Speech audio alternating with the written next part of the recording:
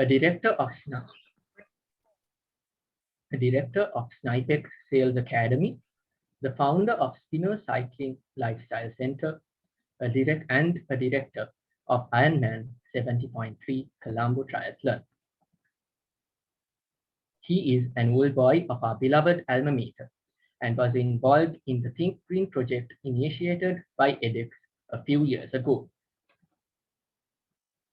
Being a passionate cyclist, he is practically trying to give an example to society on living a more eco-friendly life. Sir, we are very grateful to you for accepting our invitation and joining us today. We would like this to be an interactive session, and therefore I request all our participants to turn your videos on. Please keep your mics muted until we start the Q&A session, but after that, feel free to ask any questions. Over to you, sir.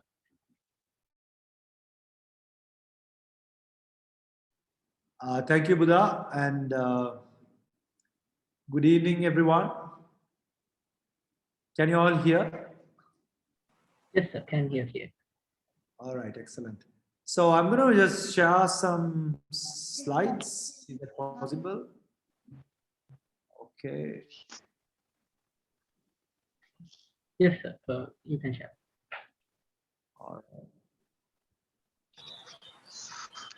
Not a lot, but just few to get things going.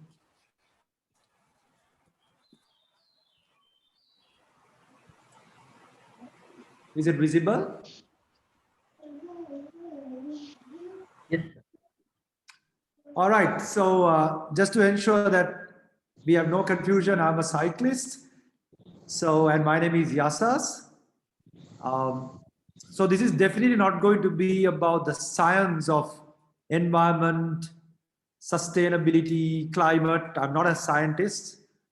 By the way, I also failed my A-levels at the school Buddha mentioned. So don't take some of the things I say from a scientific point of view, but surely there'll be some ideas. Some might be a little radical and controversial, because this is how I got myself to think the way I'm thinking right now, and some things I've learned during that process. So we'll try to talk about three things. I'll just give a quick background to where I come from, a bit of my school life, and maybe a bit about my banking career, how all this happened, and then Think Green, how it came to my life, and I'm happy to be part of this discussion and also bringing the topic back, which I was pretty much involved with Royal College some time ago with regard to Think Green. And also a couple of frameworks that has come to my life, concepts and frameworks that I am familiar with, that could be a discussion for everyone. So three areas that we will discuss, and as Buddha said, have a Q&A end of the day. I'm sure you guys have a lot of knowledge about this topic, and I'm not an authority, so it's about sharing some thoughts together. All right. So from a framework point of view, I guess sustainability means this to me. I came across this framework from an author called John Elkington, maybe a decade plus ago, which is about understanding how this whole thing makes sense. Understanding the triple bottom line means understanding the need to make profit. In other words, prosperity. Because we live in a world which runs, it's an economic system, right? You got to make money. This is the controversial part. And then of course we can't be naive that we live in a planet and we have one planet to do all of this. And then this planet is inhabited by the humankind, which is people. And if all these three things don't work, this becomes philosophy. It doesn't really practically apply. What we forget is the need to make money. I know there's a good conversation happening around planet and people, especially in the urban, affluent communities, especially in developed countries. But whenever people are hungry and when people have no money to live, none of these matter. You have to really make money, right? So we have to be really appreciative of that. So school life, I was definitely not a very sustainable person from a people point of view. I was a bit of a naughty guy. I used to bother a lot of people in school.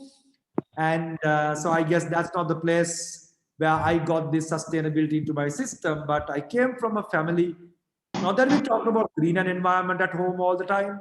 In fact, it was never a hot topic at that time. But I guess I came from a family of values. My father was educationist. We never thought about robbing, or my parents earned money the hard way.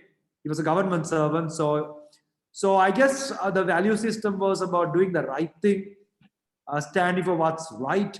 So I guess I learned that from my father. My mother worked very hard. So I guess that all the little coding really matters in your life.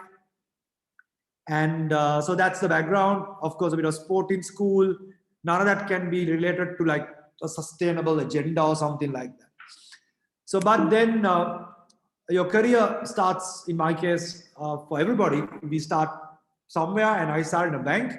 So I started my work at HSBC as a clerk because I failed my A-levels. I never went to university. So this is the Palavatta branch, and working for a multinational gives you a bit of prestige, and you have these big dreams. And I was driven by those big dreams. It was a profit dream. It was about success. It was about becoming a CEO of the bank. And there was no like green thinking or sustainability at that time. My thinking was about making money and being promoted. So that was my thinking. And I don't know how many of you could relate to it, especially if you come from a well-to-do family, which I was not. We were not poor, but we were not like suffering. We had decent lifestyle. If you don't have food in your stomach, none of these sustainability really matters. People will start by basic human needs, and I wanted to appreciate that. Especially schools like Royal and some of these Colombo fluent communities talk about these topics, which is an important topic. But you understand, if you got a elephant conflict in your village, you're not worried about sustainability. You're worried about survival. So sometimes we tend to be distant from reality. I hope all of us understands there's a world beyond where we live in, and not to judge that, right? So that's something I learned the hard way, and also made me becoming more real and practical when people do walks and all these type of stuff that we see on television, where people all fight for certain, people on the planet. And yeah, but there's a world of poverty out there, right? So I just want to be realistic about that and not to judge. So the bank life was about making money, and at a point I was making more. In fact, I was paying more taxes at the age of 21, maybe, than my bosses, because I got into sales and I started making money. So I hope you all appreciate the need to make money, because that's what funds research. That's what funds projects for us to be sustainable. So this doesn't get discussed enough. When your parents are paying all the bills, it's very easy to go for walks and marches because you have no job to do, or somebody just pays your bills. So make money, profit matters, right? So that's one thing I learned in the bank. So I got promoted. I had a dream. I wanted to retire at 40. I got into sales. Sales is a great place to make money. And then you can decide what to do with it. I'm not intent anyway implying that I'm a very rich guy, but I had enough money to spend when I was 19. So it helps to have a bit of money in your system, even to support some of the sustainability projects you have. So this is not a team that really push sustainability. This is the first credit card sales team in the banking industry. They are the ones who got people to be unsustainable in the way they live. We told people to live on a credit card. In other words, pay now, or buy now and pay later. And most people got to a bit of an unsustainable lifestyle. So anyway, we made money. And most people have figured it out now. So I did go up my career very fast. I went up to a very fairly top position in a bank. Almost to a point I was able to think of my dream of being a CEO. But of course, working for two banks, HSBC and NDB, I also learned about this whole thing about corporate social responsibility. Especially at HSBC, I was exposed to the world. I was amazed by the amount of work this bank was doing with links to like the World Wildlife Federation. Staff had competition where they could even win opportunity to spend 10, 14 days in Amazon, or go looking for some, diving expedition to figure out how the marine species and endemic species, and then people used to come back from those expeditions. And I got opened up to, thanks to HSBC, honestly, got opened up to what the world was doing while making profit. So I got exposed to the subject of CSR and sustainability there. NDB also, I was involved in promoting savings. I think that was the most sustainable thing I did, because end of the day, credit and savings, these are two things in banking that most people don't get right. So some of my sins, පව් කියන්න පුළුවන් credit card and credit promote කරපු එක, because of savings, I guess I am a little allowed at the gates of heaven or hell. Yeah, because I promoted savings. Anyway, long story short, that was my banking career. And then here's where I am right now. I work for 2 banks. I think Buddha gave an introduction to what I do. Snipex is my sales academy. We talk about how to make money, nothing else. Daffodil, we talked about sustainability, building sustainable brands, building sustainable organizations, because that's the academy through which we work with the Chartered Institute of Marketing for your postgraduate business and marketing qualifications, including digital. Spira is a cycling setup, which is a lot to do with sustainability. And the rest of what you see is everything I've been doing, some of the highlights on some of the cycling projects, events that I've been part of. So depends on where you want to ask me questions. I've worked for a multinational, a large corporate called NDB, and then mostly small business. That's what I am right now involved in. So in summary, I'm a cyclist, I'm a marketing educator, a sales coach, entrepreneur. That's where I am right now. So, okay. So I got into cycling and I've done some technical work to help this industry, because I truly believe the world is getting simplified and COVID is more or less expediting that process. And we are coming back to what we believe to be what life was and what life should have been. A lot of people are working on home, which simplifies life a lot. It's not easy for everybody. But I guess world is coming back to a bicycle from my point of view. And that's something pretty sustainable. But in my life also, I chased the dreams. I used to go by bus. I bought my first car. That was a Ford Laser, 2001. Because of this dream of materialistic success, which is not a bad thing. As you can see, 2002, I bought another brand new car. 2003, 2005, I switched to my SUV. But by that time, I've started understanding this subject of environment, the carbon footprint that you create. Because as you go higher in your Maslow's hierarchy, if you're familiar with, you could research a bit about what Maslow said, from basic needs to social needs to esteem needs, your like profile. And then you start figuring out a bit of self-actualization, understand there is world beyond, some of these material things you were chasing. So my car that I took finally was Lexus SUV hybrid. That's actually the first hybrid SUV in the world. And I was one of the first to bring it down to Sri Lanka in 2011. Since then, I have not bought a car. So in other words, in 2011 onwards, my life has been on a bicycle. This car is still with me. I refuse to throw it. I refuse to sell it. It's gone through a lot. It's seen this country inside out, across, around many times. It has a replacement of its hybrid battery. I guess we've replaced every part in it, and right now it's going through another little repair. So I understood. I probably got to where I want to get from some of the material stuff, not a lot, to take a call and say, I guess it's time to make a change. So the cycling story starts in on a bike to work rather than drive my SUV. By the time I was a senior manager in a bank, and this was not the common thinking in a corporate life. I studied cycling a little bit. What were the options? I realized there is this thing called a foldable bike. I found a gentleman called Dr. Dahon. If you want to research, he can be said, the founder in a way of foldable bikes. One of the key tools for sustainable transport, a bicycle that you could fold and unfold, and that makes it really convenient. So I went to Malaysia, looking to buy a Dahon bike, which I bought. And rest of the time, that picture is from 2012. I spent a lot of time biking to work, cycling around. It was a pretty innocent dream I had. I mean, since then, I've done a lot on cycling, become pretty competitive, etc. But it was a very simple idea of bike to work, bike to class. I went to my lectures on a bike. So it also tells you, you want to do something, you're going to go and get it from the best. So I went and I knew what I want to buy.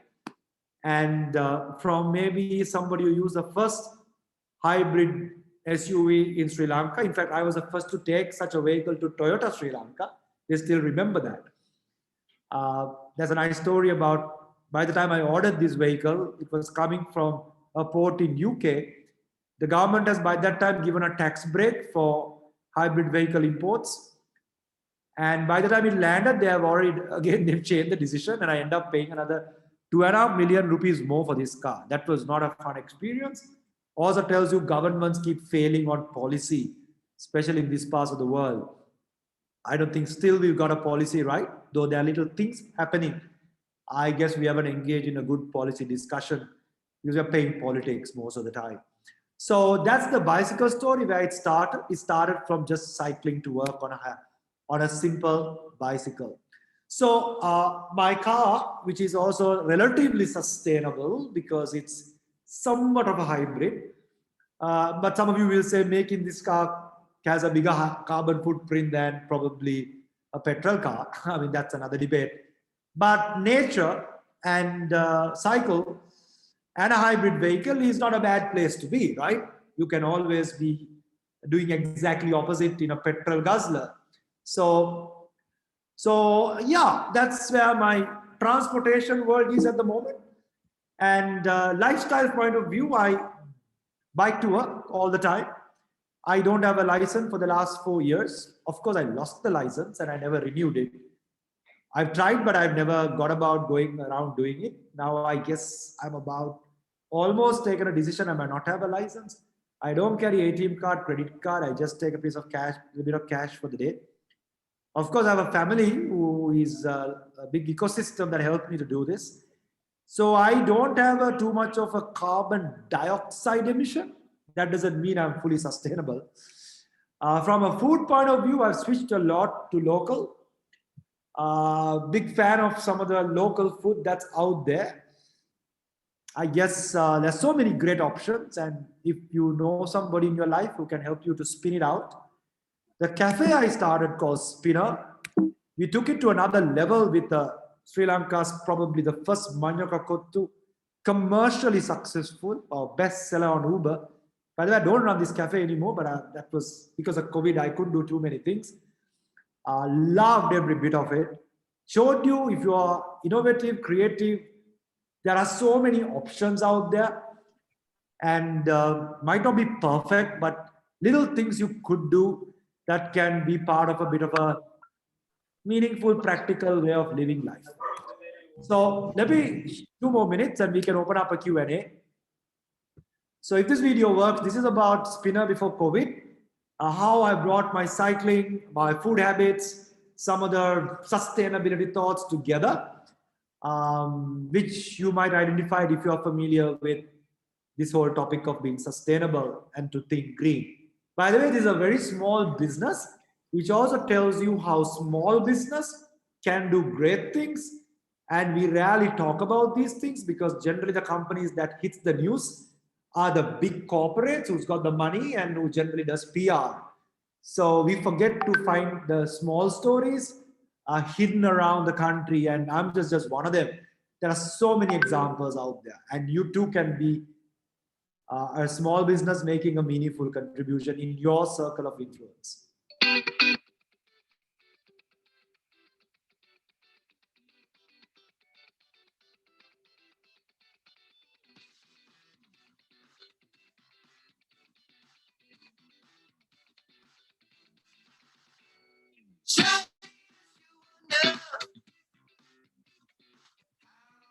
Got so far.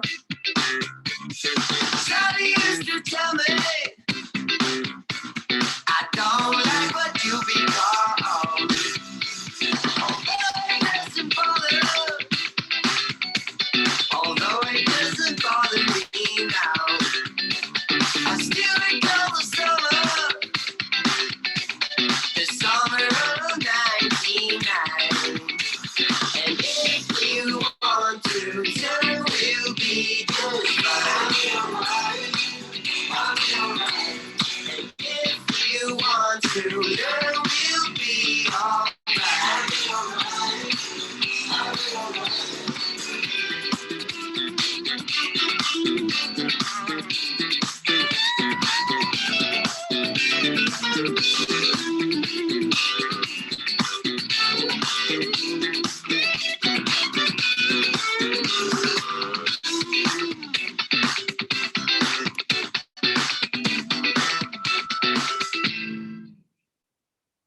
So I guess you would have probably picked some of the dots in that.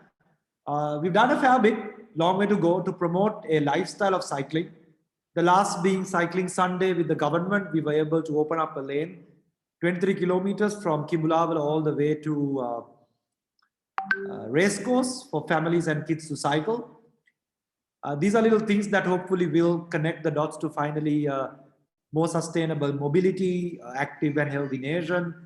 If you get the mothers into this, I guess they'll change the nation. That's how societies change. So happy to be seeing that type of progress and ability for Spinner to connect that cycling lifestyle with a bit of food ideas. I guess we've been able to create a little bit of a dent and getting people to think what options are there. Is this perfect? Is this paranoid discussion about sustainability of some people who are saying, I mean, the best way to be sustainable and save the planet is to stop birth, because more people are born. I mean, then COVID is a blessing.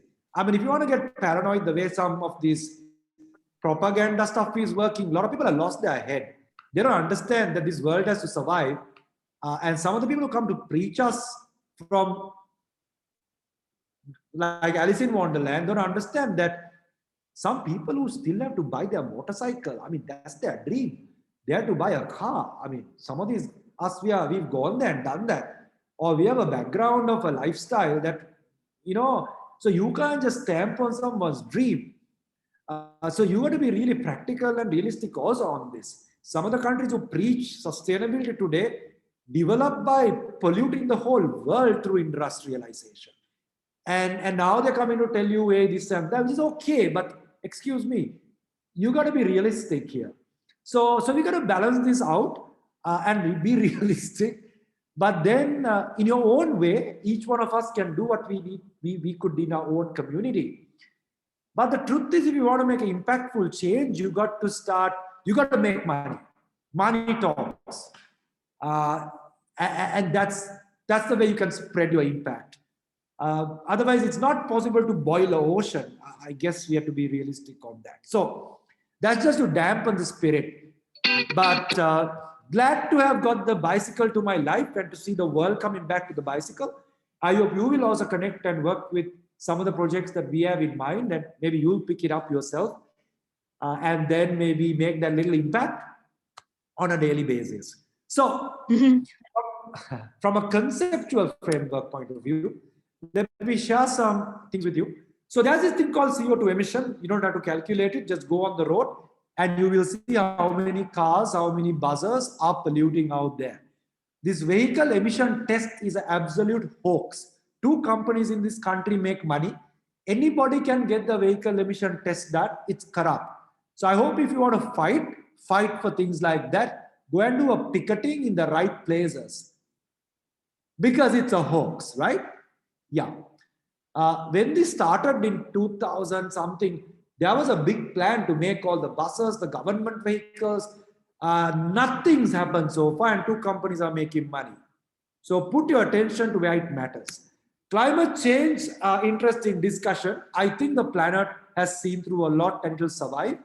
But then we should worry about it. But this paranoid movie making stuff versus the reality, I generally like to draw a line and to be realistic on it, right? A lot of green marketing out there.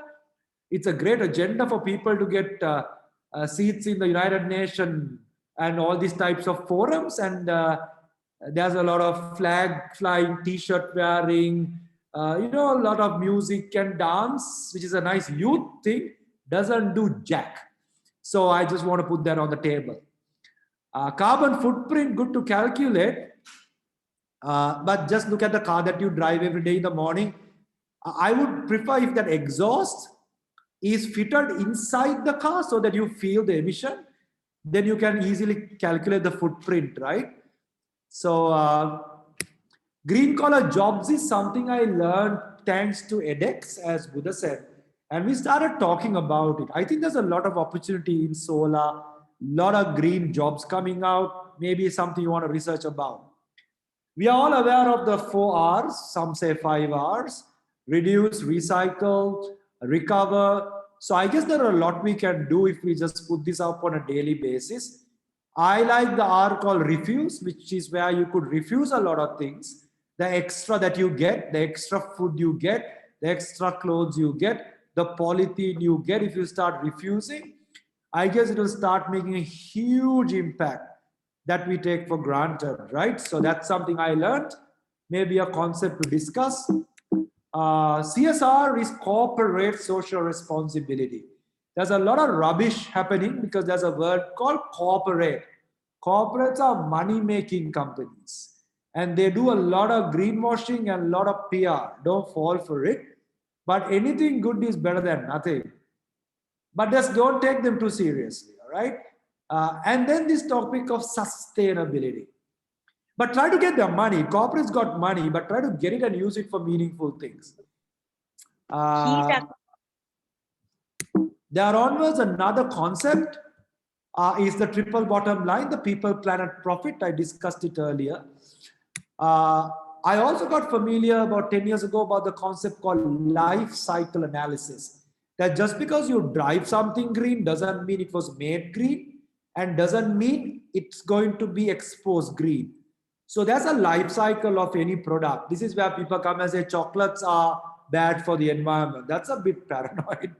But then understanding this helps you to think beyond what general media tells you and general norms. I mean, it's obvious, right? Making something also has an impact on environment. Is there a better way to make it, use it, dispose it? One more point on LOHA, this should be new to you.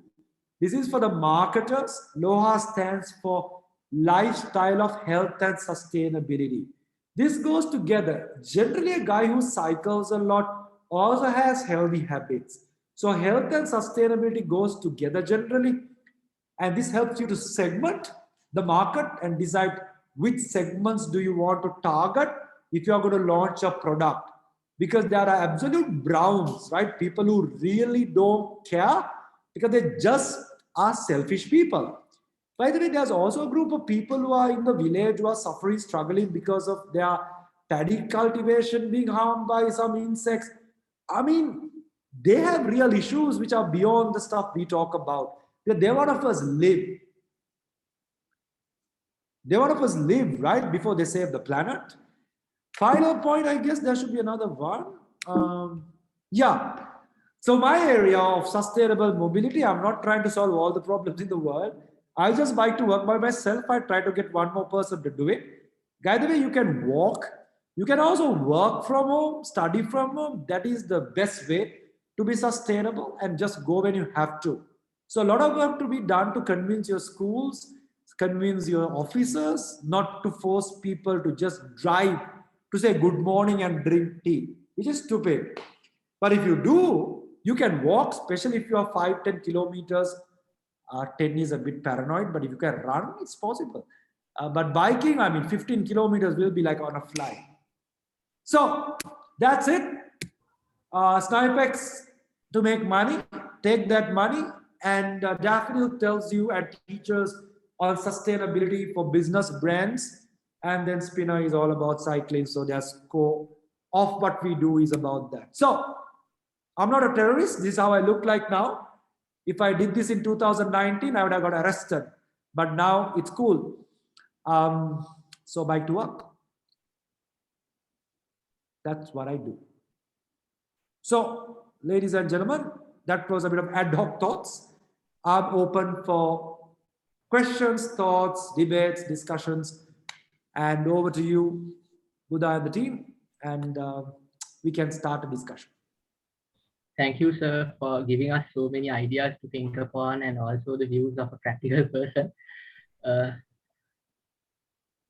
If anyone has any questions, please use the raise hand option and we will unmute you, or else please send us your questions through the chat.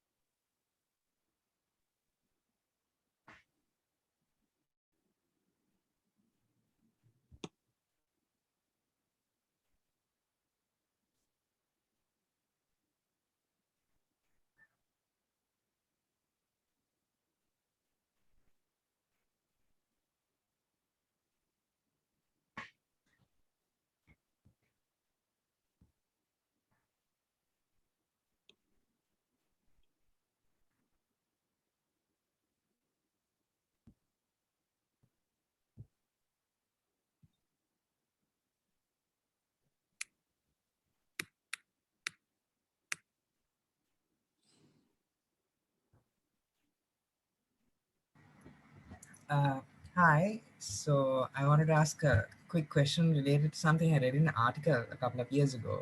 Uh, so there was an article saying that the eating of meat, like chicken and all that, it increases your carbon footprint. Is that true? Or I'm really sorry. Thanks for the question, guy. But I'm not really sure. Everything seems to be bad. Vegetables are bad. Meat is bad.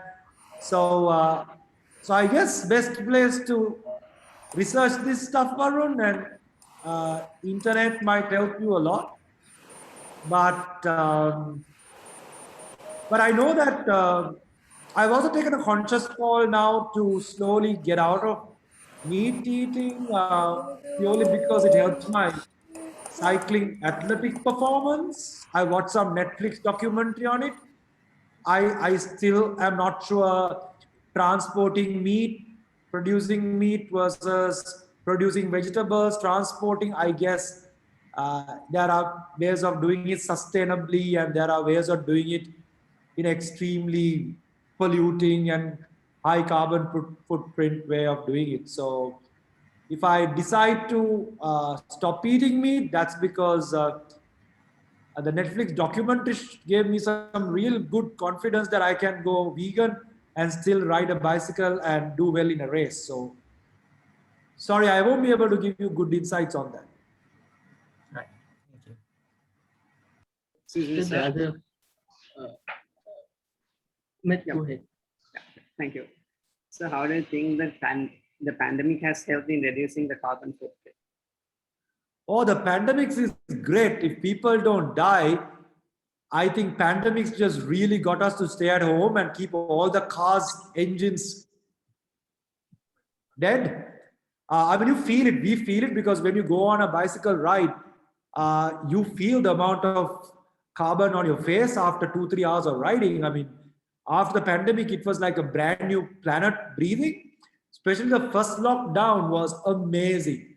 You almost felt it like immediately from a. I think the planet healed, and also people understood that they really don't have to start a car all the time just to go like to the kade next to you or to buy something. I mean, I hope we get this. We can walk, man. We just can walk. You don't have to exercise going to a gym if you just walk for that 4 or 5 kilometers. Because it's a rat race, right? You're always busy trying to do stuff, and then you realize, you know, however big you are, COVID just taught you you're just human, man. You're just like a little small little creature, and your billions don't mean anything when you got a pandemic like this. So I guess if we can slow down a little bit, maybe you'll be open to a bit of a walk or even a run or cycle. I guess these are the lessons if we can take. A lot of people around the world are cooking at home. They are getting into more fresh food. I guess these are guaranteed benefits, which has got people opened up to a new way of lifestyle. But the uncertainties after whenever COVID settles down, what percentage of people will stick to those practices? There's a fair chance there will be a change in the way we work, way we study, the way we eat, and way we drive around. So it was funny to see people taking wheelbarrows, right, for shopping. I mean, wheelbarrow is sustainable. It doesn't have a big carbon footprint. So I hope people do that once in a while. So I guess this is going to have a change if we together, like what you guys are doing as youth, push your parents and people around you not to go back to the way they used to live and take that for granted. So I guess there are positives for sure. Matt, great question. Thank you, sir. Excuse me, sir. There's a question for you. Uh, Sir, someone has asked what the reason was for you to decide to become sustainable and start cycling. Yeah, so I'm a believer in Maslow's hierarchy. Not that I planned for it. If you study Maslow, it just tells you how people evolve in life, right? It's like an evolution. So you first have to become somebody in society. If your parents don't give you your car, your house, and your bank account, you have to earn it, right? So first step is to be that social security. That's what this is all about. And then you start getting promoted, you get a fancy title, you get your car, you get married. So I think that so at some point you get to life. And then when I mean some will continue the journey, buy another car and make more money and more money. It's not, I'm not saying that wrong. Economically, some people will go the route of until they die, they want to achieve material things. So at a point you ask the question, okay, do I need 10 more of these? So at that point I was thinking, I've got to the top of the bank. I could hang on a lot more. I could do something different. And also exposure, right? Getting exposed to these type of conversation, then you realize there are alternates. So by that time, I exposed to the topic of climate and planet. I'm not a big fan of Al Gore because of his political agenda, but I watched the movie called Inconvenient Truth. It got me thinking. Of course, he exaggerated things to a level there won't be a world as of today. But I also went and calculated my carbon footprint. That got me thinking. So exposure helps you to start looking at things differently. So by that time, I had a bit of income and I had confidence that I can make a bit of money if I have to. So yeah, then I thought, okay, corporate life is enough. You should think of a lifestyle that is a little bit more responsible, first of all. So that's how the bicycle came to my life. But then I went to the extreme and started racing and doing Ironman and riding a bicycle for 24 hours. So I have two sides to the stuff I do. But then the most sustainable thing I can be happy is every day I know I don't drive unless I really, really have to. And makes you feel good, right? That you're doing something good and you feel a bit more self-satisfaction and that keeps you going. I know none of this can save the planet, but I can probably do a small impact around my circle of influence, and that's what keeps me going. So, yeah, that's how I look at it. Yeah.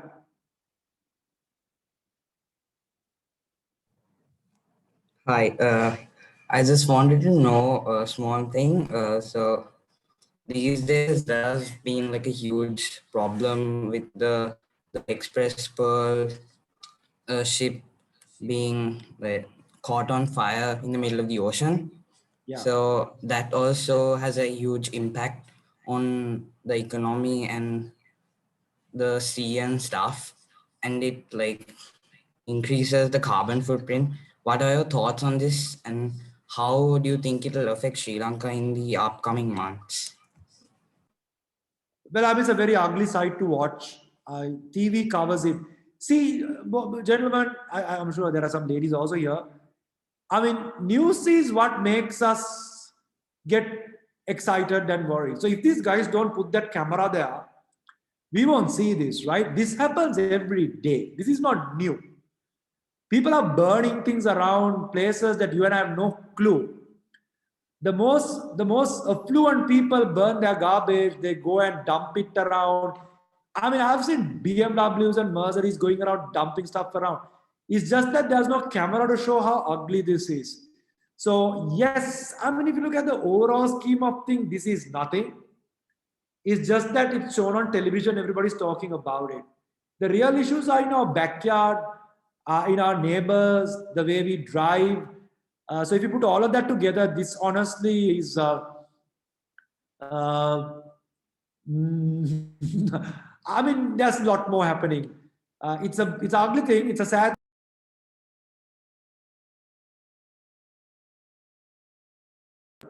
It's not our biggest problem at the moment, but I'm sure we should do a lot to ensure these things don't happen.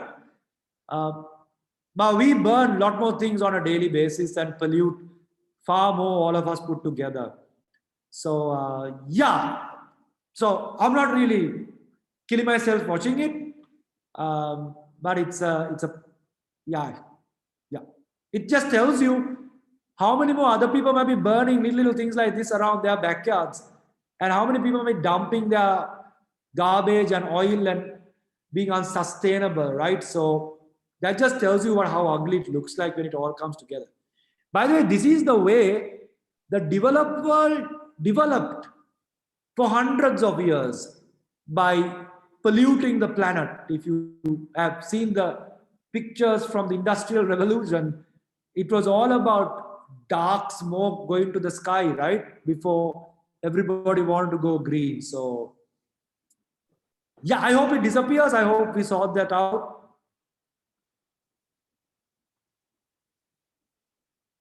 But I hope Sri Colombo doesn't go and do another march and say, stop ships coming to Sri Lanka. And then TV will cover it, t-shirt එකක් ගහලා, පින්තූර දාලා, selfie ගහලා, ඒක නෙමෙයි මේ sustainability කියන්නේ. There are some funny things happening.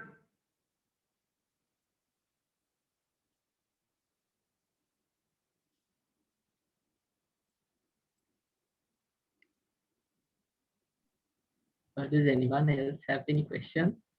You all can use the chat as well if you all want. So I also want to ask a question. Where do you start? Now, you guys being the future. I mean, by the way, guys, there is this competition, there's this awards called the Next Generation Awards by the Women in Management. You should check that out. 15 to 30 you can submit if you have been part of projects. And one of the my quote on that was, I guess this COVID is about telling the older generation, you are part of the problem, and giving you guys opportunity to go and charter a new course and start taking these problems head on, especially at home when your adults are doing the wrong thing, and the neighborhood when you see them doing the wrong thing. I mean, you can just shame somebody for carrying a polythene when they don't have to, or just throwing garbage around, or wasting resources. I mean, you guys should, the battle starts at home, and battle starts in your neighborhood among friends, right? So I guess that's what this is all about. And then all of that adding together, and most of you guys are social media active. And when that comes one by one, I guess that's where some of the impact starts accumulating. So just a thought for you, if you have any thoughts around that. For everyone in the audience who are the next generation, neither. Yes, sir. Thank you very much. Does anyone else have any questions? Yes, I have a question, if you don't mind. How do we influence the government for this? We need a support, I guess. How do we get their support, actually? Yeah, so government is a funny thing, right? I have some experience working with them. Even for most of the projects we've done with edX, we work with the government closely, the environmental ministry. Government is a mixture of all of us. Finally, right? It represents whether you like it or not. If it looks ugly, that means the society is ugly. That's the truth.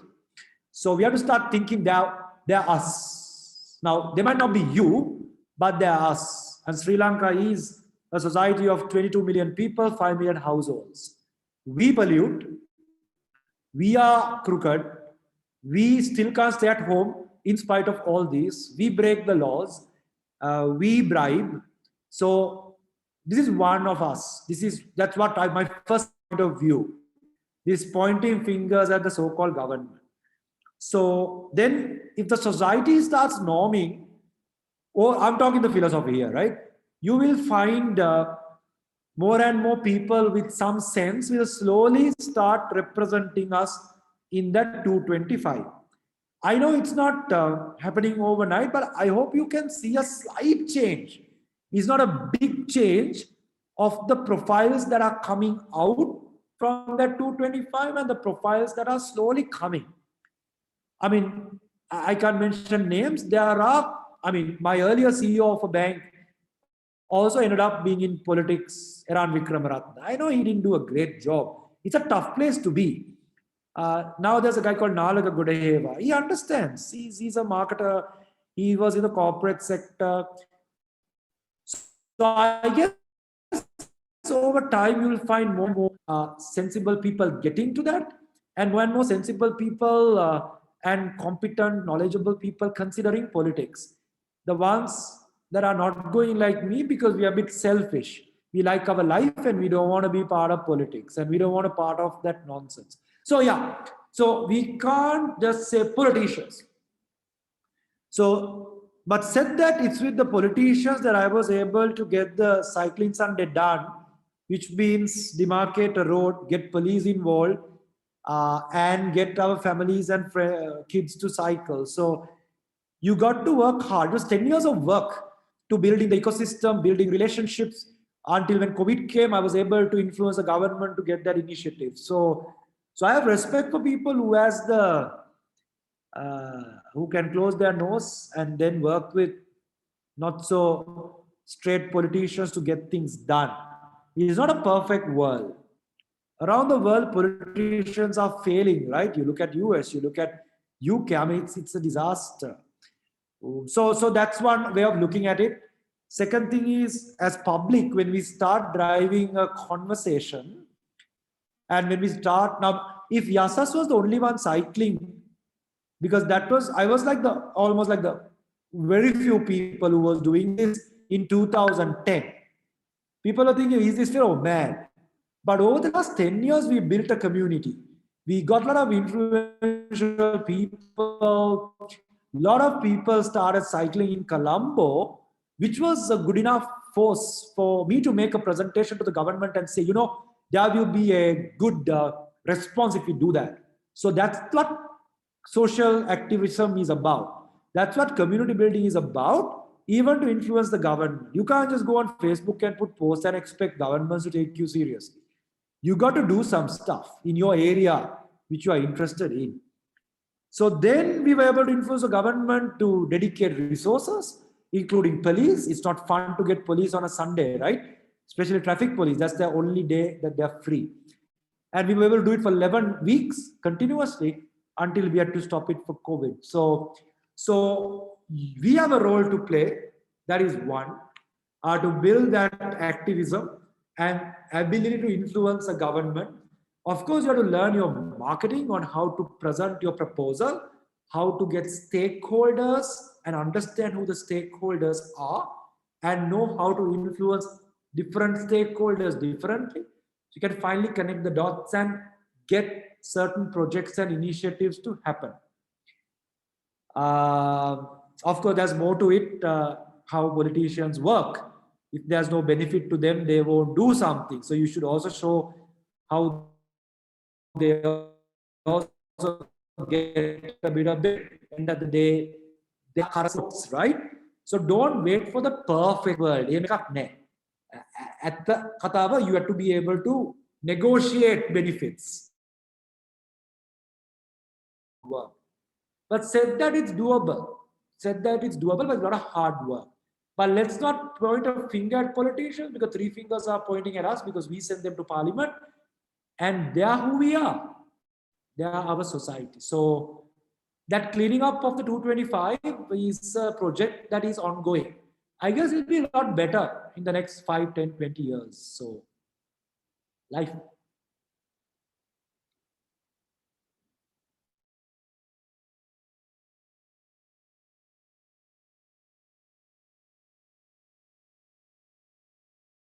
So going green is almost like a trend now, right?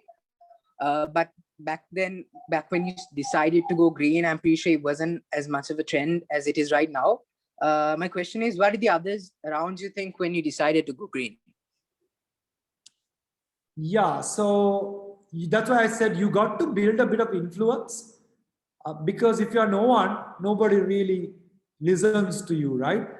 So the fact that I was already doing well in my corporate life, and I had a bit of following because of my education, and I had a bit of confidence of who I was able to ride a bicycle to Navammavata. So if you know Navammavata is the corporate capital.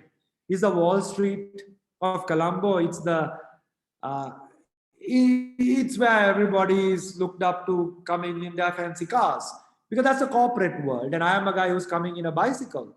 So obviously people will look at who this animal is. Who is this fellow mad guy? Of course, my corporate managers was also a little concerned because when you are like a manager in a bank, you get a car park, and now this guy is not using the car park. Mara prashna, and others will also start problems. You create unnecessary issues. Ne? I bring my bicycle to the cubicle. Prashna ready. So I mean, maybe the neighbors thought that this baga has got a demotion. He's not there. He's going in a bicycle. So I didn't really. I had the confidence of who I am and why I was doing this. So I didn't have that issue. But yes, you have to be. It takes guts to be that one who is different versus join the queue of everybody else. So there was a time like that where bicycle car and then a cyclist. So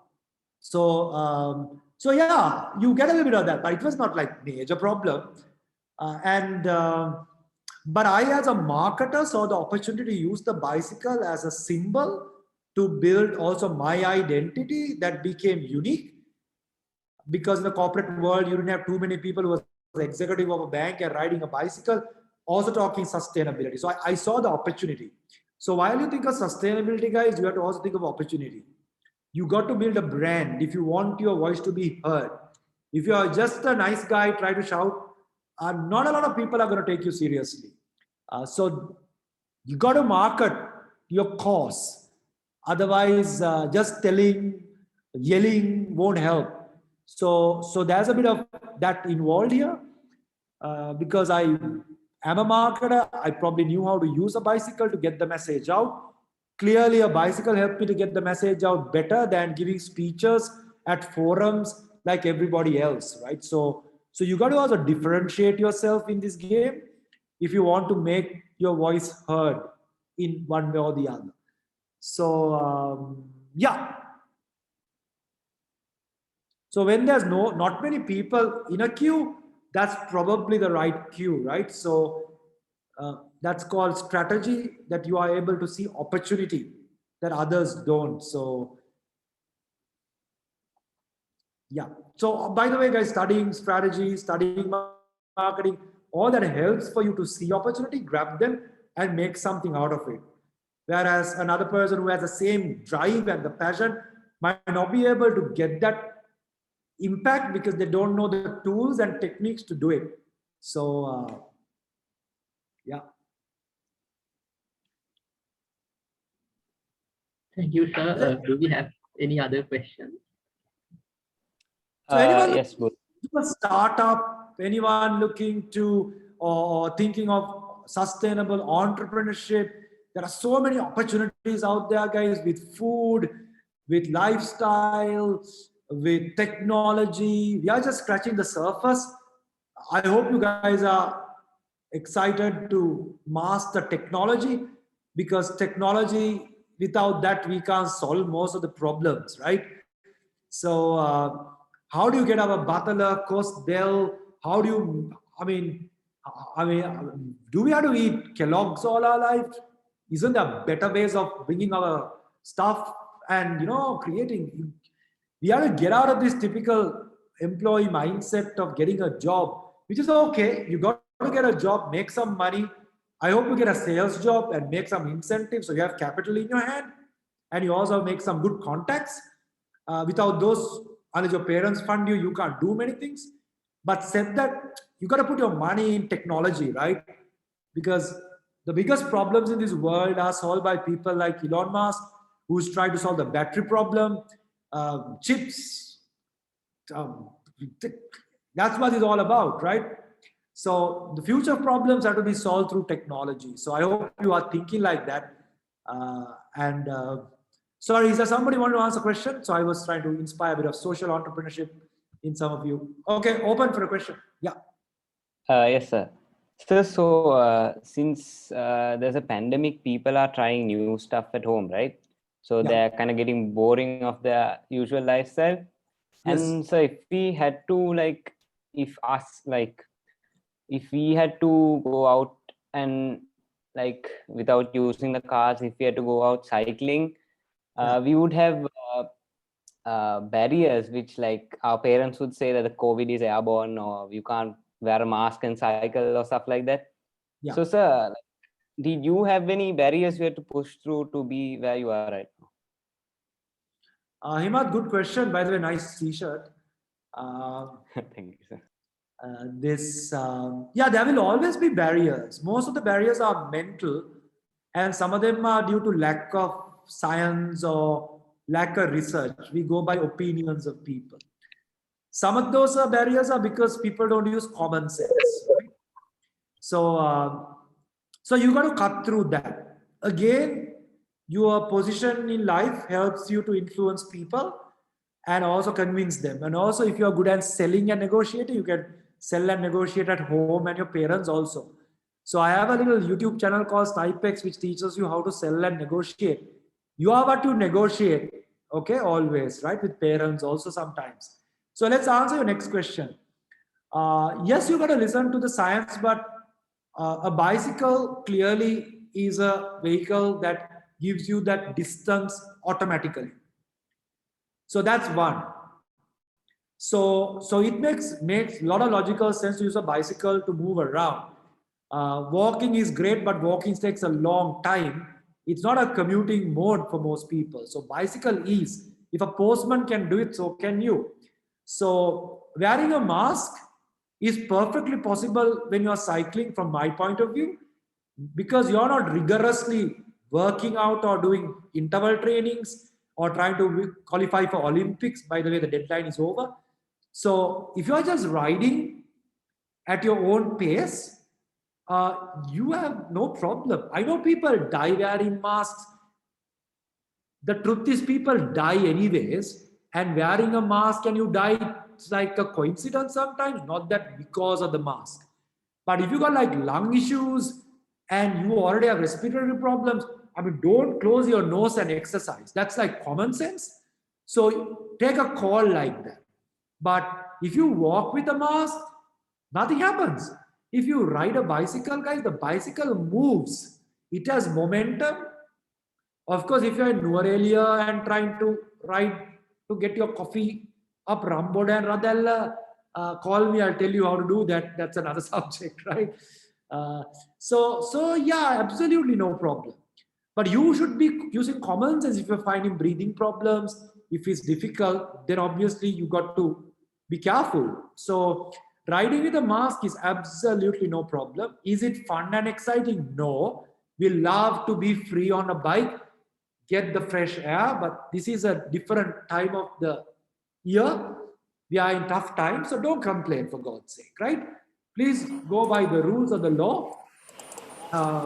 Don't be unfair, because when you are riding without a mask and somebody else, you are sending the wrong message. So it's perfectly doable. Of course, we like rob a breathe or two, take it down a little bit when the people are not there on the roads, and get a bit of breathing, because it's great to get fresh air, but it's perfectly possible. I do that all the time. Were there barriers? Yes. Biggest barriers, a lot of people will be worried about safety, road safety than COVID safety on a bike. That's what your parents will be worried about. So the truth is, roads are not that bad. A lot of people die in cars and like crossing the roads on yellow crossings, standing, waiting for a bus to come. On a bad day, you die, and a lot of people die from diabetes and heart attacks. So this is not to say to go and ride and just do that. But logically, the bigger risk is at home, eating what you eat, or the Ajinomoto. So that's type of thinking that you need to get your head around. So yeah, this is a good time to try it out. But then get your parents' blessings, or your family, or your husband or wife or girlfriend, because some of them, if they are not comfortable, then don't try to create a revolution. But slowly sell the idea and slowly convince them. I think it's the best time to change the way you transport and travel. Number one, there are 100 ways of working from home. Go to work when you have to. 100 ways of studying, learning from home. But to socially integrate once or twice a week is fine. But don't do that daily. There's no logic. You can watch most movies from home now. You don't have to go to a movie all the time. So home is the new happening place. Make it a happening place. And then get a bicycle.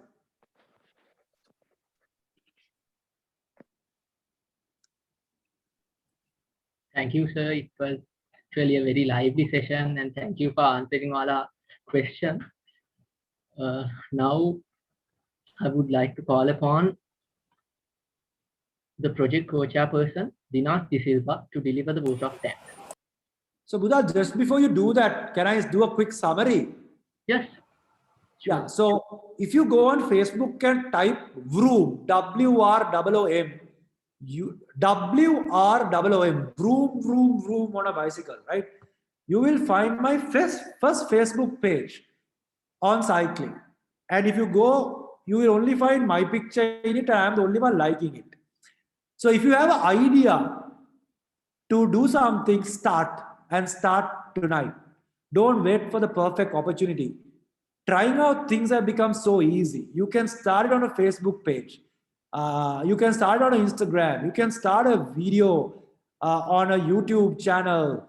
So just get it going. Very, very important. Don't wait. And God knows what could happen. Look how far rooms come, right? Cycling. How sponsors have come. How many people have supported. The government's got involved. So as I always say, think big, start small, and scale fast.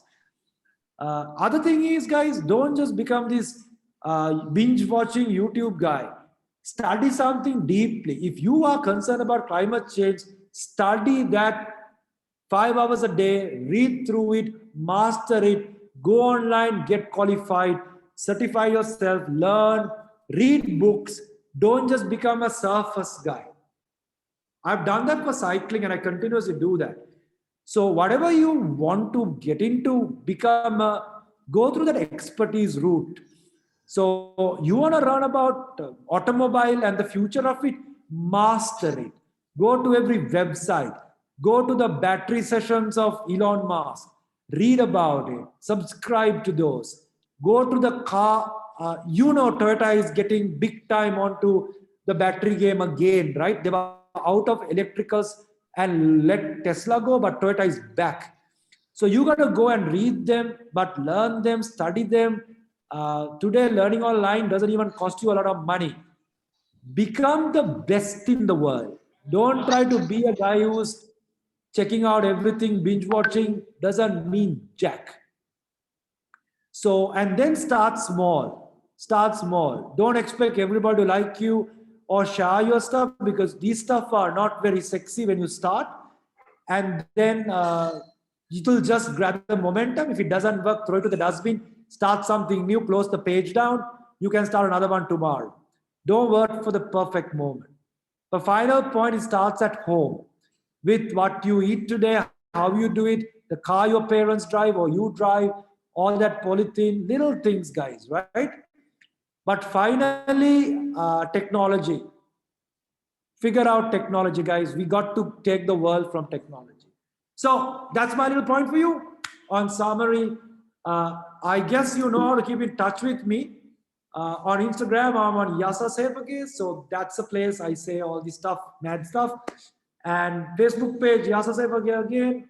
Snipex has a YouTube channel, which is a bit harsh. I tell a lot of rude things there because that's where I talk the most truth. Cycle and bicycle is spinner. You know, whenever you want to cycle, that's the place to connect. Okay, Buddha, over to you. I just want to do that final outlook. Thank you very much, sir.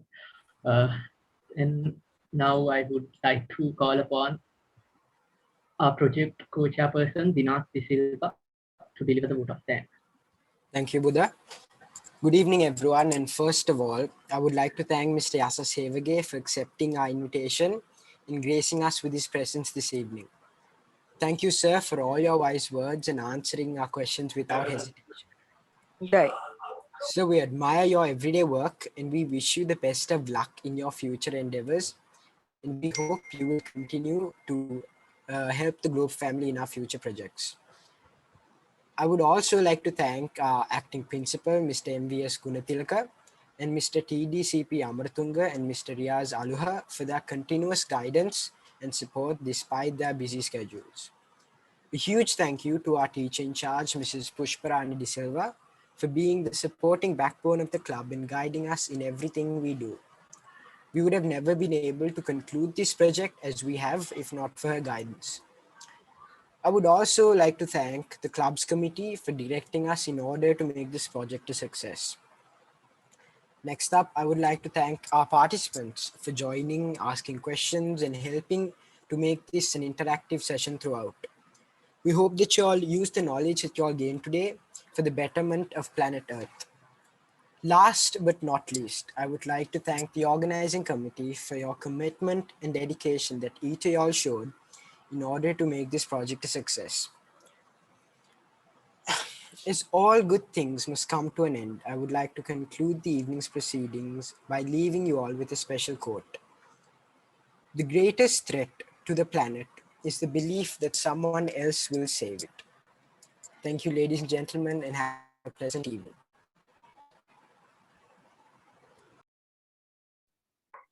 Well done, boys. Good show. Keep the flag flying.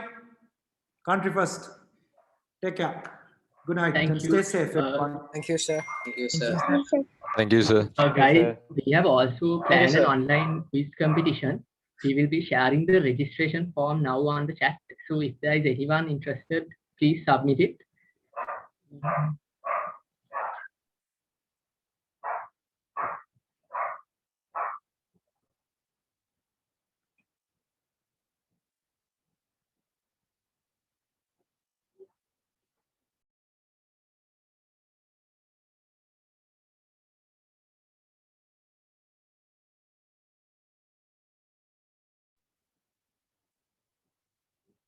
With that being said, today's webinar comes to an end. It was really a very lively session.